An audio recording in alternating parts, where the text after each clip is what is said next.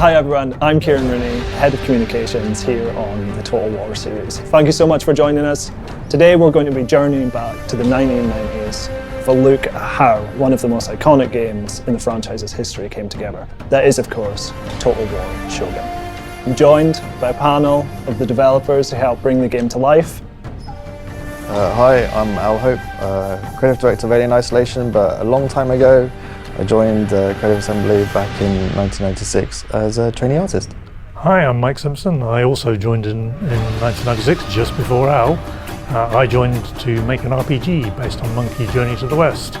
And we were going to do it in a new studio in Singapore. None of that happened, and I got slightly distracted and spent the next 25 years making Total War. I'm Nick Tresidden, joined in 1997, went for the interview for this Monkey RPG and found I was being interviewed for Shogun, which I loved. So guys, thank you so much for joining us today. Let's go all the way back to the late 1990s. What was Creative Assembly like at the time, and how did that lead to you designing the Total War franchise? Yeah, so when I joined CA, there were 5 people, and they were working on sports games for Electronic Arts. I joined in order to start something new. The idea was I was going to head up a team producing an RPG, and we were going to base it on Monkey Journey to the West, and it was going to be done in a new studio we were going to set up in Singapore. None of that happened. So instead we ended up looking at making a quick and cheerful B-grade RTS, because we'd seen so many other people doing it after Command & Conquer came out. We thought we'd make one of those games quickly to give us some funds that we could then use to make the RPG that we really wanted to make.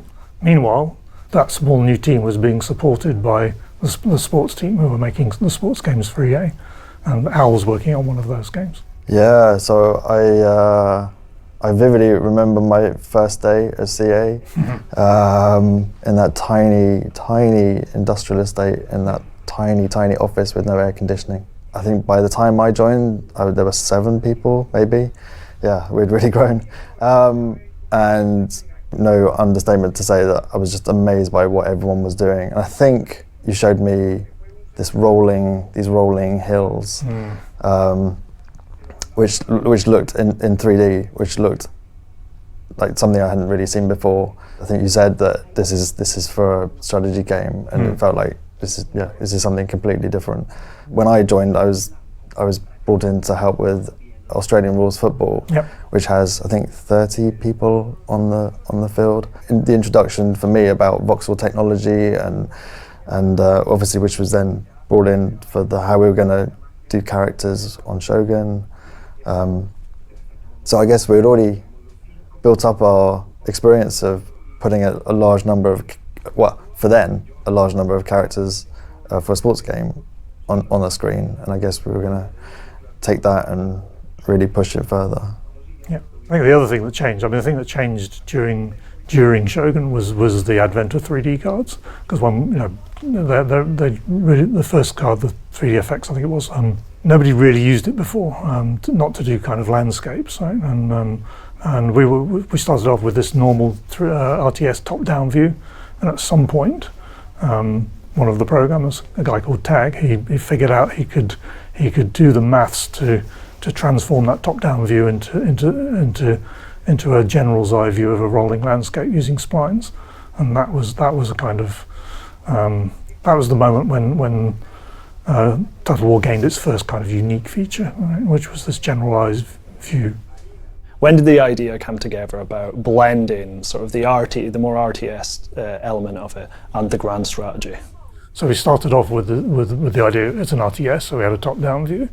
Then had this idea of saying, okay, let's have lots and lots of little guys on the field like ants, and use flocking to kind of move them around. And we did some demos of flocking, and thought, okay, that looks quite cool. We'll just figure out how we can get that in. And then we thought, okay, well, we now need a setting for the game where there are lots of people flocking around a battlefield. So that pulled us back into medieval or ancient. And then thought, okay, we now need something that's going to be cool as a setting. And for whatever reason, we settled on Japan. And the strategy element to it, I think we fairly quickly realised that kind of battlefield experience looking through the general's eyes probably wasn't enough to carry the whole game. It needed some glue to hold the battles together and make you want to care about it. And yeah, I think it's a combination of all the things I'd worked on before. It all just got thrown in and stirred up. Some bits fell out, some bits stayed in. We ended up with Shogun. That's how it works.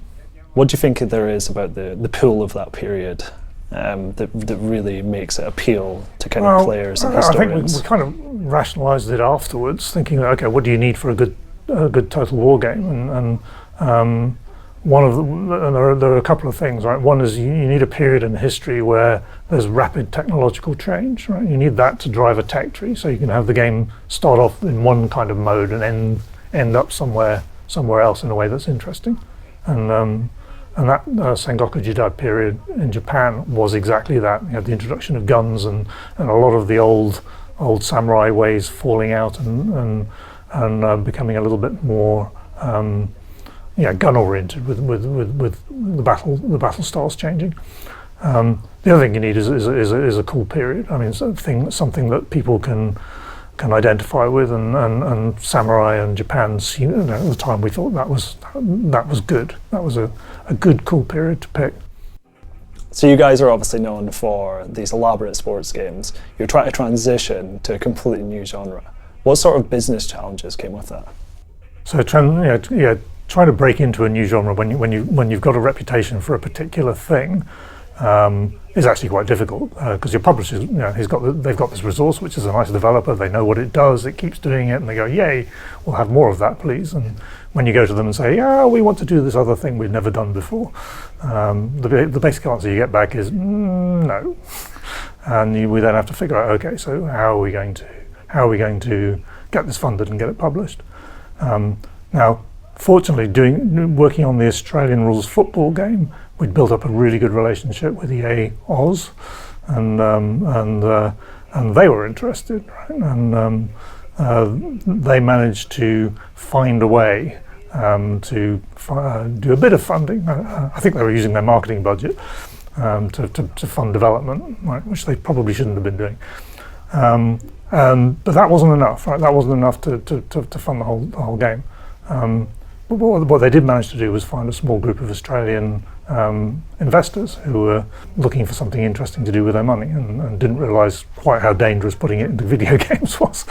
So they funded it, right? And between EA and Dreamtime Interactive, which was what this group called themselves in the end, they managed to get the money together to fund the whole of the game. Can you guys remember any of the other sort of challenges of working with the publisher at that time?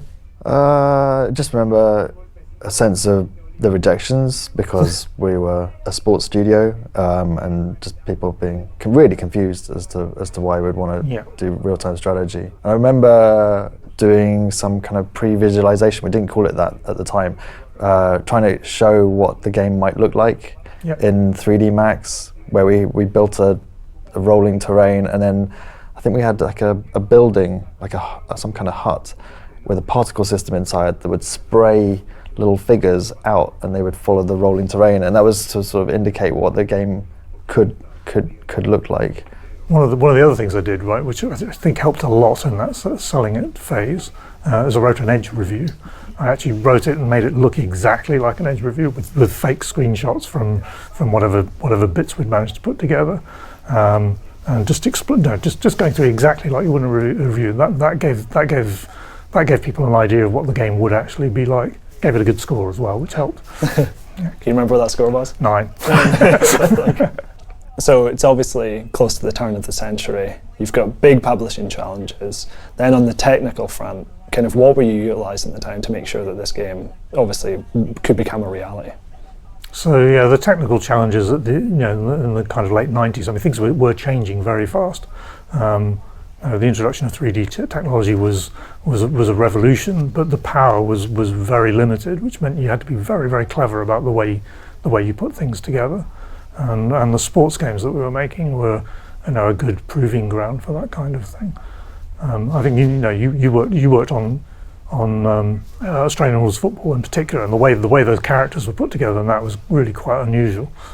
Yeah, I suppose that's the thing that you kind of forget today, is that was an era where if you wanted to do something, you had to write it yourself. There was no real engine. You couldn't get something off the shelf. It was all kind of proprietary tech. You just simply had to write it. And I guess games back then that could get a technological advantage depending on the approaches you took. I think for Shogun, we had folded in the knowledge and the tech that we had used in the sports games to generate characters. So in the sports games, whilst we had a 3D stadium, polygonal stadium, the actual characters on the field, the players, were a collection of sprites with this voxel technology that was always facing the camera, and it was that technology which we then used to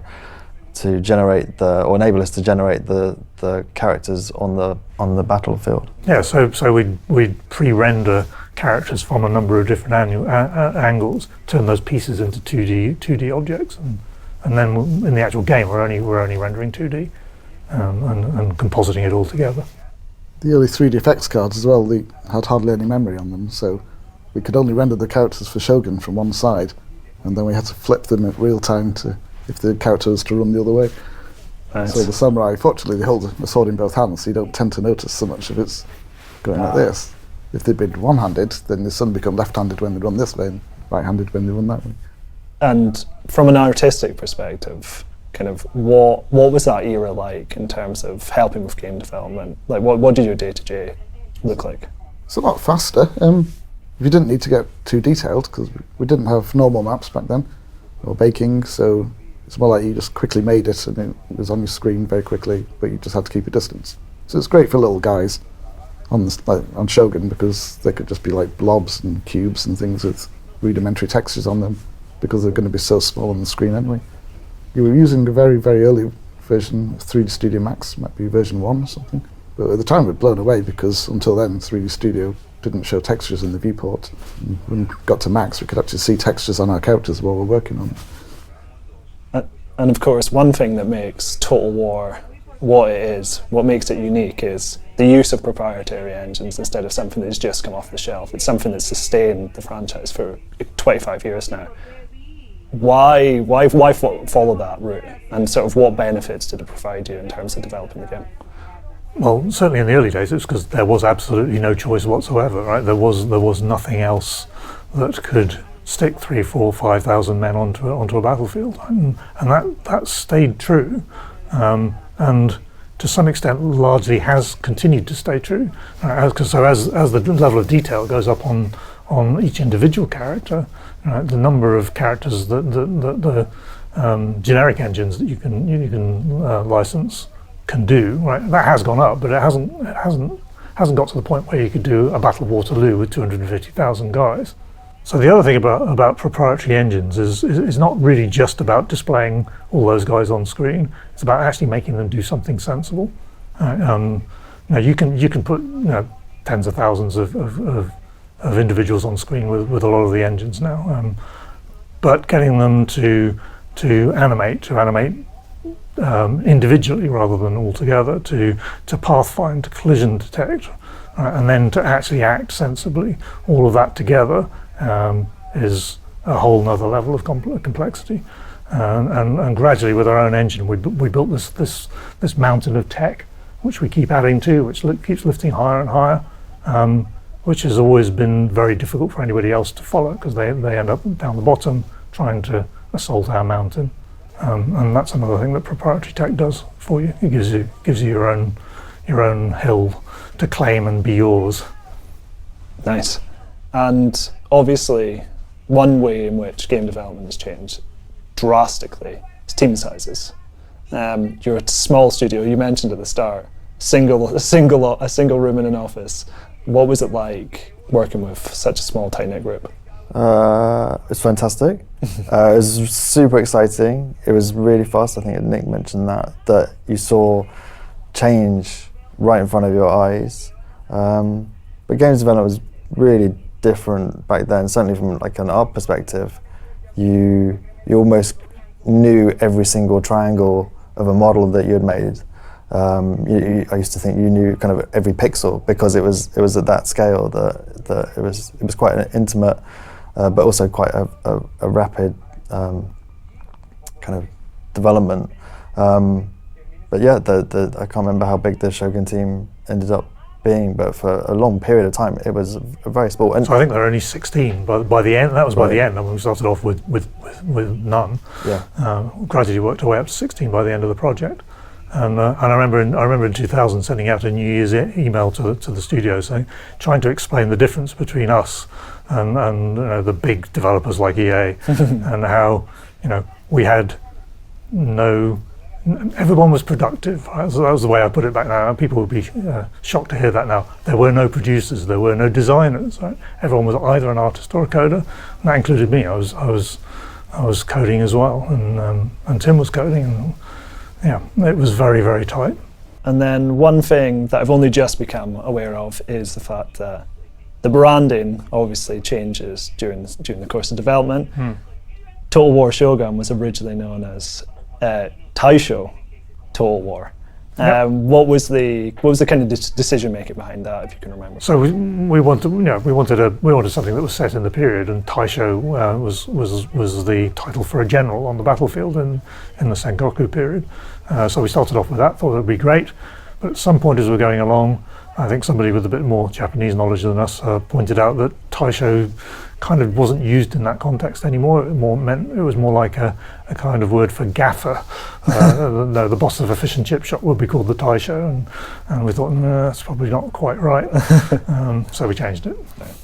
But when we first went to press, to ECTS, which is like the UK version of E3, I suppose, and we took it called Taisho there, didn't we? We did a press run. And our first print magazine previews were called Taisho. Yeah, we changed it quite late. Yeah.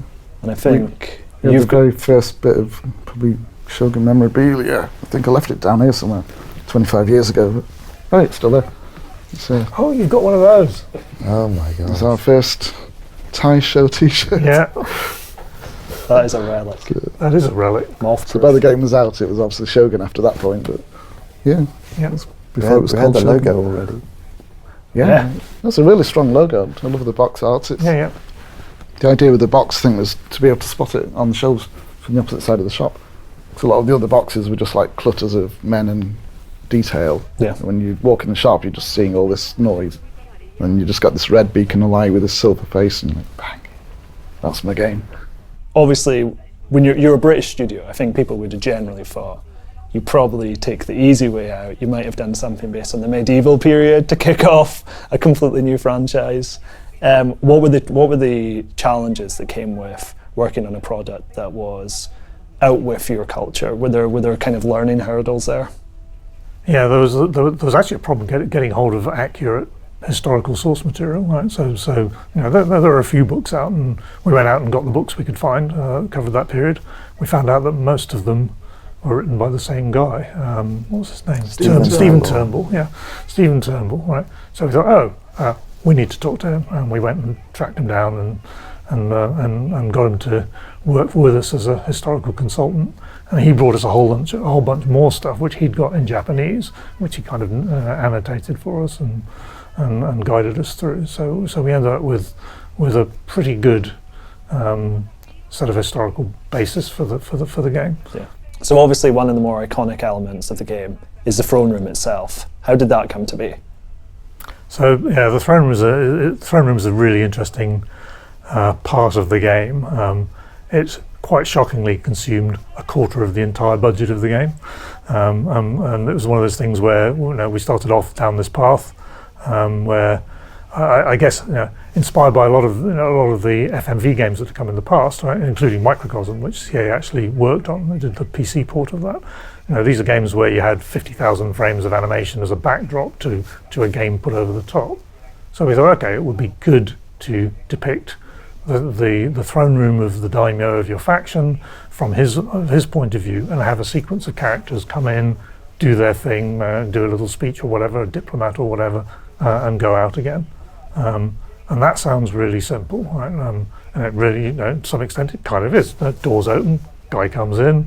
Doors close, guy speaks, little character in the corner maybe does some kind of reaction, and then he goes out again. Right? It was a nightmare. one of the problems is everybody's wearing silk soft clothes, right? Some guys in armour, but there's a lot of cloth involved, and cloth was super new tech at the time. The physics simulations for cloth inside Macs and so on were new, and really difficult to get to work, and you'd have these eternal problems where the simulation of the cloth wouldn't settle down, right? So we'd had problems with people's trousers continuing to animate after they'd come into the room and stopped, which was completely freaky. But we persevered, and like I said, spent a quarter of the entire budget and several artists, a year or two of their life just working on this one scene to get it to happen. One thing that makes it tricky as well is that in Japan they all kneel, don't they? Oh yeah. So you come in wearing these big cloth hakama baggish trousers, and in one take they had to walk into the room, kneel down to the daimyo, say their piece, get up again, walk off. In cloth simulation, when you kneel down and when you stand up, the cloth behind the knees has obviously got pushed into itself. So when it steps up, it's all snagged, and because it's all one seamless take, you had to basically stop the simulation, tweak some setting and restart it. Back then it would take sometimes a day just to render one sequence of someone wearing full cloth clothes just for a 1 minute sequence. So it ended up being one of those traumatic things that ends up embedding itself in the culture of the studio, which meant that whenever on any of the subsequent games one of the designers would say, oh, we should have a throne room, right, there'd be a kind of chorus of, no, we shouldn't. It was a nightmare. Motion capture being hugely integral to all of that. Yeah. I've heard that a sports hall, some improvised props are quite often on the menu. What was the approach like to that? I think that was the really interesting thing about the time. It was revolutionary technology which we had got our hands on, but it was still really quite primitive, and so we had to just make things up. If you needed props, you had to build them, and we just have to try and figure out how we could work within the quite limited constraints to get usable data, and never touch the cameras. Once they're set up, never ever touch the cameras. Yeah.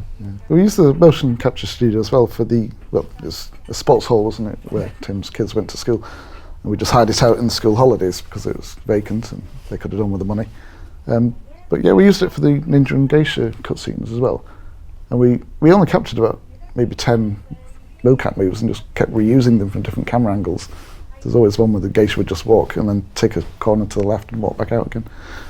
And there's one, I think it was like a ninja scene where he's pushing a heavy trolley. Yeah. It's inspired by that Shogun and Cub, Shogun Assassin game, film. And we just needed a heavy prop that the mocap actor could push. So we just rifled through the sports hall cupboard and look what we've got here. We just found this little TV trolley, for putting a big TV on at school, and a couple of brooms. So, do you know what? So it ended up being you on your hands and knees on this little TV trolley with the broomstick under each arm. And the mocap actor would grab the broomsticks and push you across the volume. You did whatever was necessary. And I was new to CA. I was just watching my boss getting pushed around on his hands and knees. Yeah. It's not the weirdest thing I've done. Getting stuck in the action. It's probably up there, yeah. And obviously one of the guiding principles that is maintained kind of almost throughout the past 25 years has been the rock, paper, scissors element of the game's design. Were there any other guiding principles that were sort of helping you develop it?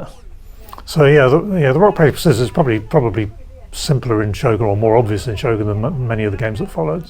So you had the spears beat cavalry, cavalry beat archers, archers beat spearmen, and then you build your gameplay around exceptions to that.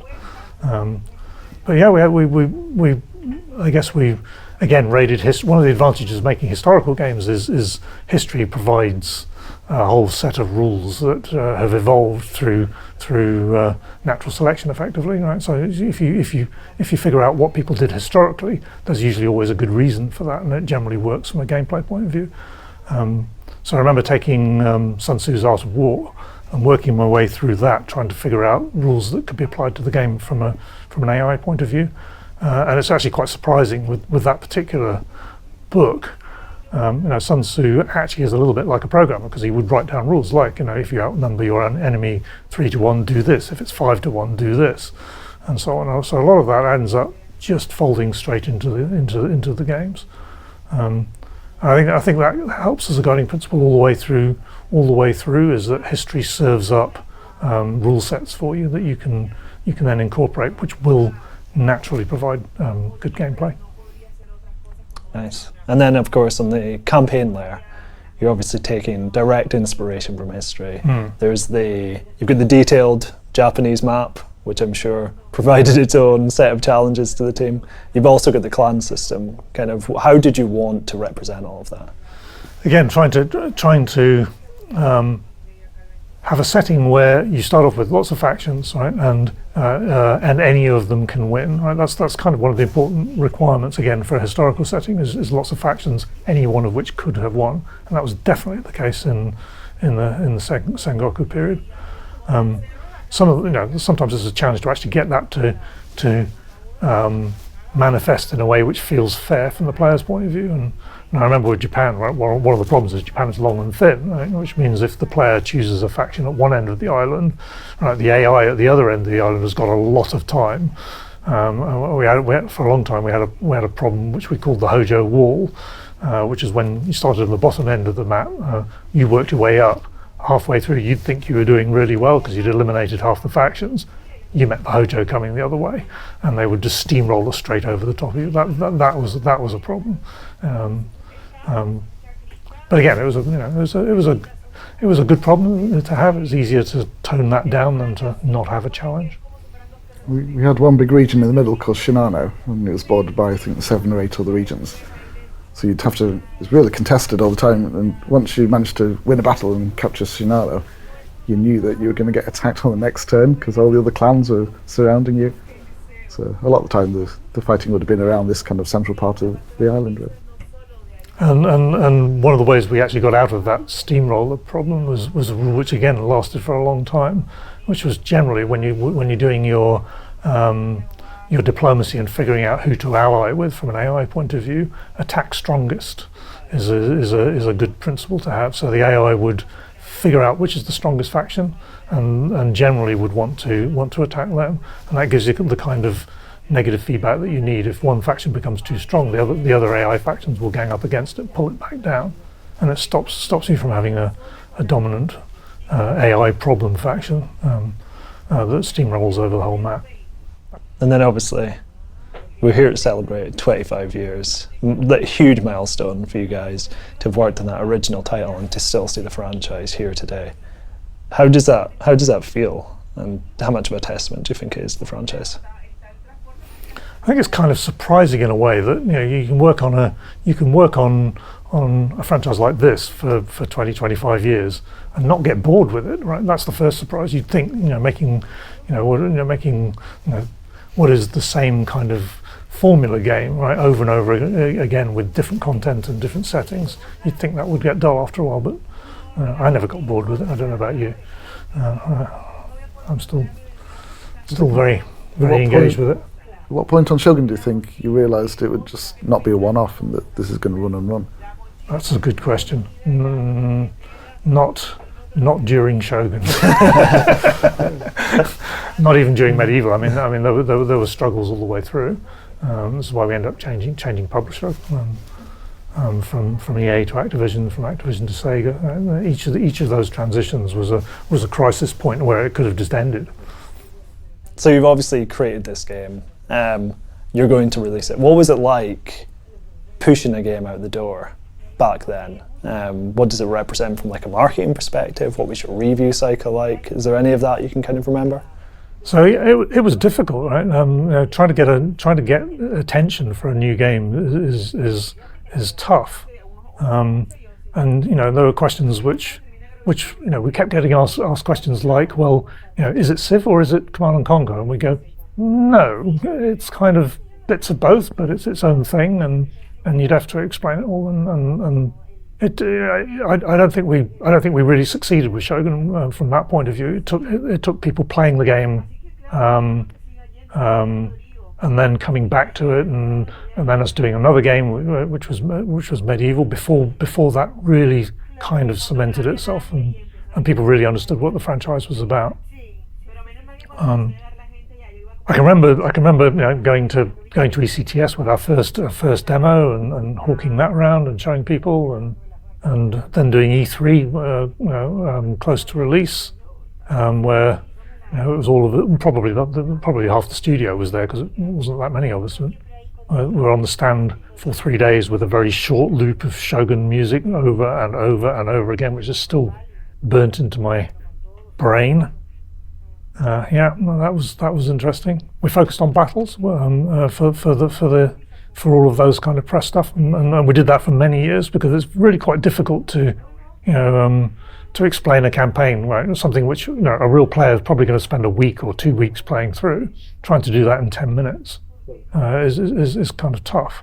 So a lot of the PR is always focused on the battles more perhaps than the game deserves, but. That's just through necessity, really. I think the magic of the game was because it combined them both, and the battles had consequence, because when you played on the campaign, the battle you go into is the ones with your army against the others, and what happens in the battle then feeds back to the campaign. Because there were quite a few other games at the time which were just a sequence of battles, pre-scripted ones that just load one at a time. And you felt like you're just following a linear path, you didn't have any kind of control over what the outcome means. You get back to Total War and you realise you've lost your region because you didn't do well, and the other enemies moved in and put the castle where your castle was. It was definitely a slow burn success, though. And I mean, one stat which I remember is that the game sold more in the second 3 years than it did in its first 3 years, and that's super unusual for any kind of computer game, right? Usually you sell for 6 months or a year and then you're gone, right? So it became more popular over time as we moved on and carried on with the franchise. And it's interesting that you point out the getting people to interact with the game, going battles first, because that is a challenge we have up until kind of this day. If you're at an event, people are sitting on a stool in front of a screen. They can't play 4 hours of a grand campaign alongside battles. So giving them the snippet and the view into that into the game with the battles is kind of the best way to do it. I think so, because at the time the battles were something quite unique to us with the rolling landscapes from that low camera angle, whereas the campaign map was very flat. It was a parchment with regions, so the battle looks more sort of impressive, didn't it? Really. So although getting attention for the game was tough at the beginning, one of the things that gave us encouragement as we went was the kind of critical reaction where we were finding ourselves getting nominated for awards and things, and that actually helped a lot spur us on to strive for quality throughout the whole of the rest of the series. We got our first BAFTA nomination from Shogun. We won the BAFTA for music for the Warlord edition, not the Warlord edition, the Mongol Invasion music, which was awesome. And I think that kind of gave us a taste for just trying to push the boundaries and win awards. I always like winning awards. And that's it for our first retrospective interview, today focused on Total War Shogun. In the coming weeks, we're going to have another installment, this time focusing on Total War Rome. Big thank you for the guys for making the journey today and joining us. We'd love to hear your earliest memories with the series, so let us know in the comments below. Until next time, thank you very much for joining us.